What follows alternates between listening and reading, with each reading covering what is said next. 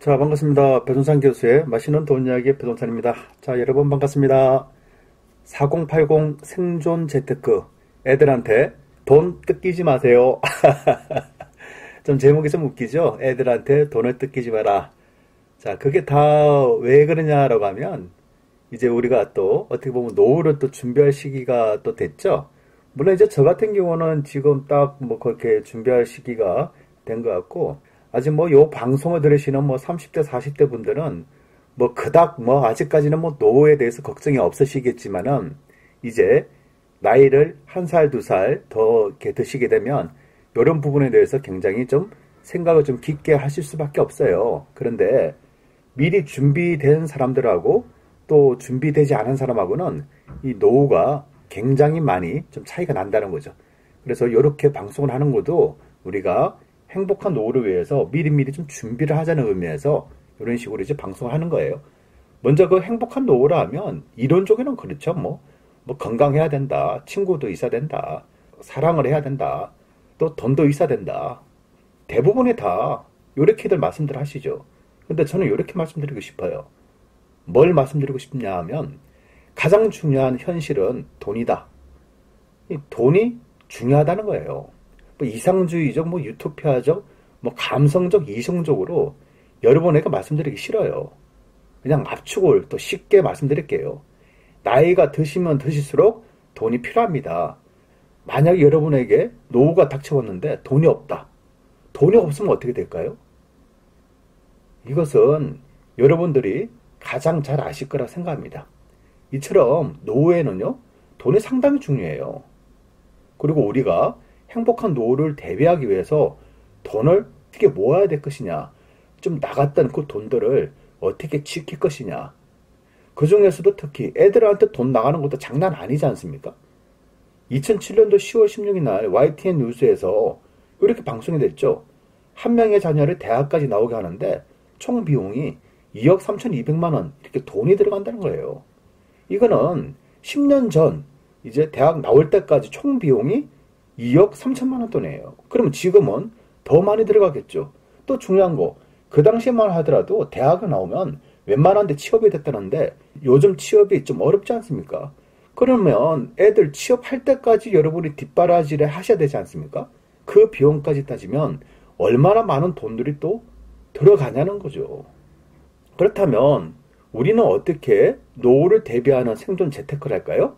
먼저 30대. 이 30대에는요, 이제 애들이 뭐 있다라고 가정한다면 애들이 아직 아이들이지 않습니까? 지금 화면에 보시면 요 아이들 얼마나 귀여워요. 참 눈에 넣어도 아프지가 않겠죠? 그 마음 충분히 이해됩니다. 그래서 이것도 해주고 싶고 저것도 해주고 싶고 이것도 사주고 싶고 저것도 사주고 싶은 마음, 그렇지 않나요? 그 마음 충분히 이해가 돼요. 왜? 아직 애들이 어리니까. 근데 솔직히 말씀드리면 여러분들이 잘하실 때는 이런 대접을 받으면서 잘하시지 못했지 않습니까? 그러다 보니까 그냥 여러분들의 아이들한테 이왕이면 좋은 옷을 사주고 싶어요. 이왕이면 명품 유모차를 사주고 싶어요. 또 우유를 먹이더라도 천재대라고 아인슈타인 우유를 먹이고 싶어요. 최소한 서울대학교 가라고 서울 우유를 먹이고 싶고요. 그마저도 안 되면 그냥 연세 우유를 또 먹이고 싶어요. 또 이것저것도 안 될 것 같아. 그럼 마음을 비웠어. 그러면 건국 우유를 또 먹이지 않습니까? 그러면 최소한 지방대만큼은 안 돼 라는 마음으로 저지방 우유를 또 시켜주지 않습니까? 그렇지 않나요? 그런데요, 이 비용이 만만치가 않다는 거예요. 그리고 이때는 여러분들도 마찬가지지 않나요? 좋은 옷을 입히고 싶고요. 또 좋은 것을 먹이고 싶고요. 또 좋은 학원을 보내고 싶은 마음. 그 마음 다 똑같아요. 근데 아이들은요, 이렇게 여러분이 특별하게 뭐 대접을 한다라고 해가지고 아이들이 나는 특별하다 생각을 아직은 못해요. 그리고 아이들 세계는 다 비슷비슷하다 생각해요. 잘난 부모님이나 못난 부모님이나 다 부모님이 그냥 우리 엄마 아빠다, 소중하다, 나를 예뻐해 주신다, 요 생각밖에는 없다는 얘기예요.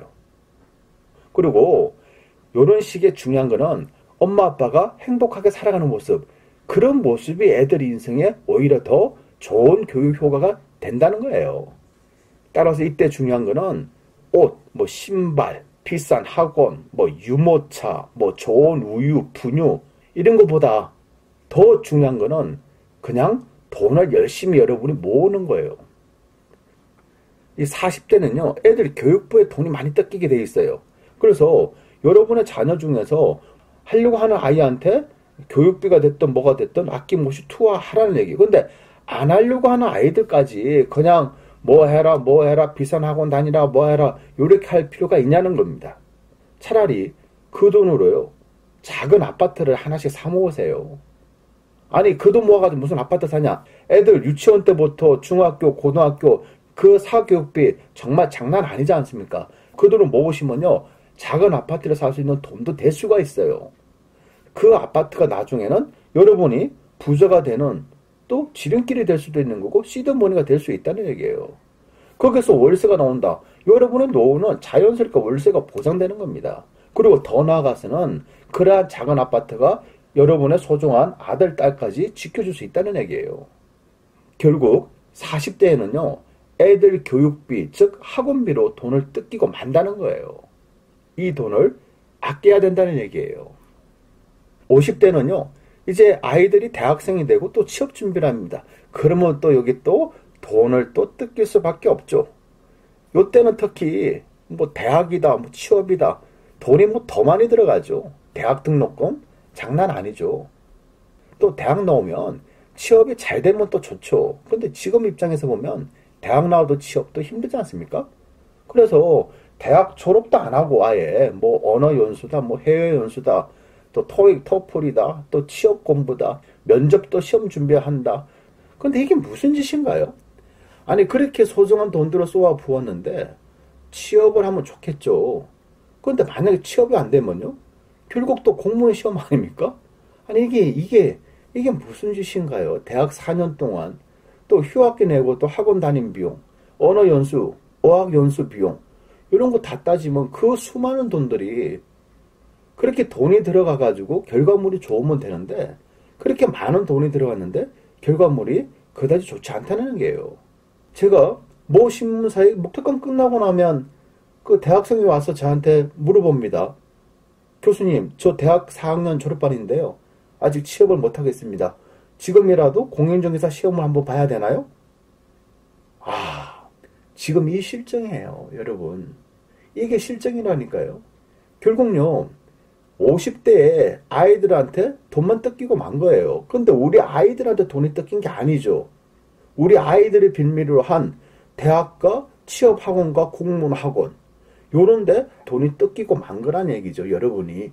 이게 현실입니다, 이게. 그리고 60대에서 80대인데요. 이때는 이제 아이들이 이제 많이 성장을 했지 않습니까? 그러면 또 뭐가 들어가야 돼요? 아이들이 이제 성장했으니까 이제 시집 장가를 또 보내야 되지 않습니까? 그렇죠? 그래서 이게 결혼 자금이 또 문제가 되는 거예요. 보통 결혼 자금이 한 2억대 정도 안 들어갑니까? 2억이 정도 들어간다면 남녀 뭐 평등이니까 반씩 부담한다라고 하면 각자 한 1억 정도가 들어가겠죠. 1억 중에서 거의 뭐 70 내지 80%가 주택 마련 비용이거든요. 신혼집 마련할 때 요 돈들이 들어간다는 얘기예요. 그래서 저 같은 경우에는 이제 요렇게 얘기를 해요. 니들 벌어서 니들이 시집장가 가라. 여러분도 똑같이 말씀을 하셔야 돼요. 니들 벌어서 니들이 시집장가 가라 하는 얘기를. 그래야지 애들이 직장 생활을 하든 뭐 장사를 하든 뭐 사업을 하든 지들이 알아서 결혼하기 위해서 시집장가 가기 위해서 지들이 알아서 결혼 자금 모으려고 노력을 하지 않습니까? 그 뒤에 좀 얼마 이렇게 돈을 모았다면 그 뒤에 이제 부모로서 도와줄 수는 있죠. 근데 이제 도와준다고 하더라도 전적으로 여러분이 결혼 자금 냈다 1억이다 이렇게 줄 필요가 없다는 얘기예요. 차라리 그 돈으로 아파트 사 모으라니까 이게. 차라리 그 돈으로 작은 아파트 사 모으셔야 된다니까요. 그게 여러분의 노후를 지켜주는 거고 여러분의 자녀들을 지켜주는 거예요. 또 한번 생각 한번 해보세요. 제가 그렇게 말씀드렸지 않습니까? 40대, 50대 애들 어릴 때 비싼 가해 이런 거 시키지 말고 교육비 철저하게 아끼라고 말씀드렸어요. 그래서 그런 돈들을 모아서 작은 아파트를 샀다. 그리고 그 아파트가 시세가 좋았다. 그리고 또 돈을 더 모아서 또 하나 샀다. 요렇게 사 모은 아파트 중에 얘들이 시집장가 간다라고 하면 그 아파트에 여러분 주시면 되잖아요. 그럼 애들이 얼마나 좋아하겠어요. 아니 나이 60, 70에 돈도 없으면서 갑자기 애들 시집장가 보낸다. 아이, 등골이 휘지 않습니까? 그렇지가 않나요? 그래서 제가 말씀드리는 거예요. 여러분, 아이들이 어릴 때 들어가는 비용이 아이들한테 잘해주고 싶은 마음은 저도 알아요. 저도 잘해주고 싶었어요. 잘해줬어요. 하지만 그것보다 더 중요한 거는 지금 아이들한테 잘해준 것보다 지금 어렵게 힘들게 키우더라도 돈을 많이 모으는 게 그게 더 중요하다. 그 모은 돈을 가지고 작은 아파트라도 한 채, 두 채 사 모으는 거. 그게 더 중요하다는 것을 알게 된다는 거죠. 그리고요, 마지막으로요, 60대 이후부터는 이제 애들이 커가지고 이제 사업 자금을 빌려달라고 해요. 또 연대보증을 또 써달라고 할 수도 있어요. 그러면 매정하지만 부모로서 정말 매정해요. 사업 자금 빌려줘라. 그 내가 지금 가지고 있는 돈이 5억인데 5억 중에서 뭐 1억, 2억 달라. 뭐 쉽게 줄 수도 있겠죠. 하지만 요즘 사업해가지고 잘 된다는 보장이 거의 없지 않습니까? 그러면 뭐가 되는 겁니까? 그냥 돈만 깨지게 되는 거예요. 그리고 연대보증, 제가 경매 때문에 명도하러 좀 종종 왔다 갔다 했지 않습니까? 그러면 그 어르신들이 뭐 명도를 당하시는 모습 보면 그 어르신들이 돈을 써가지고 그 어르신들이 빚을 내가지고 그런 확률보다는 어르신들은 열심히 사셨고 악착같이 모으시는데 그 자녀에게 연대보증을 잘못해가지고 집을 날아가고 경매당하는 경우 숱하게 봤어요, 여러분. 그래서 제가 마지막으로 여러분에게 이제 말씀을 드리고 싶은 거는요, 행복한 노후를 위해서 첫 번째는 자강, 스스로 강해지셔야 된다는 거예요. 스스로 노후를 대비하셔야 돼요. 요즘 애들은요, 본인들 취업하기가 힘들어요. 본인들 취업하기가 힘들어서 엄마 아빠한테 용돈을 받는 애들이 어떻게 여러분 노후를 지켜주겠냐고요. 애들이 잘 되면요, 그냥 감사하다고 생각하세요. 그리고 자부, 스스로 이제 부자가 돼야 돼요. 그러면 아이들도 자연스럽게 편하게 살 수가 있어요. 여러분이 부자인데 애들이 망가지겠어요? 여러분 부자인데 애들이 뭐 안 되겠냐고요. 그리고 마지막으로 자애, 즉 스스로 여러분을 사랑하셔야 된다는 얘기예요. 애들을 소중히 여기는 그 반의 반만큼이라도 여러분을 사랑하시기 바랍니다. 노후 대비는요, 먼저 나부터 나를 사랑해야 돼요. 나를 사랑하지 않고 자녀들만 사랑했고 나는 자녀들한테만 희생을 했다. 요거는 넋두리밖에 안 돼요. 자기를 먼저 사랑할 줄 알아야 돼요. 자기를 먼저 사랑하는 마음을 가지면 내가 이러면 안 되겠다. 나 스스로 강해져야겠다라는 욕망이 생기고요. 스스로가 강한 사람이 되면 스스로 부자가 될 수 있는 자부가 될 수 있다는 겁니다. 여러분, 제발 부탁입니다. 행복한 노후는요, 여러분 생각과 여러분 손과 여러분의 행동에 달렸을 뿐입니다. 아이들한테 들어가는 돈 줄이세요. 줄이고요. 아이들을 위해서 또 여러분들을 위해서 지금부터라도 악착같이 모으시기 바랍니다. 이상까지 배선창 교수의 맛있는 도원 이야기였습니다. 감사합니다.